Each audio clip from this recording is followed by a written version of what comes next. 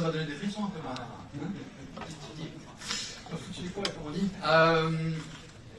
Donc voilà, vous la voyez, elle est là enfin. Alors là, elle est un peu plus. Si je me mets à côté, vous voyez qu'elle est un peu plus grande que sur l'échelle finale. L'échelle finale, c'est un objet qui fait 70 cm.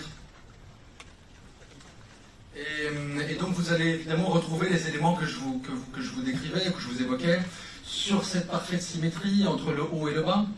Donc on a évidemment du coup une partie basse qui est plus étroite pour être portée, et puis qui s'ouvre, et puis qui vient ensuite se refermer pour créer voilà, ce jeu qu'on voyait de façon assez belle finalement sur l'image à la fin avec la tour Eiffel qui se reflétait dans la scène, et voilà, qui crée ce jeu absolu de symétrie.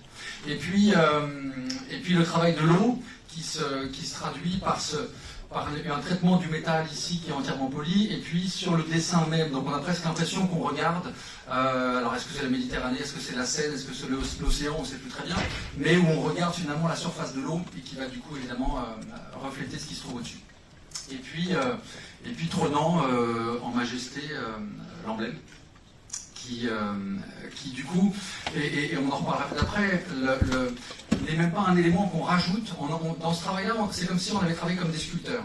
C'est-à-dire qu'on n'a pas essayé à chaque fois de rajouter des choses, mais de finalement, à partir de l'idée de départ, d'enlever. Enlever pour arriver à l'essence de ce qu'on cherchait, et puis enlever aussi pour avoir le moins de matière possible, le moins d'empreintes possible, et le plus de légèreté, évidemment, possible.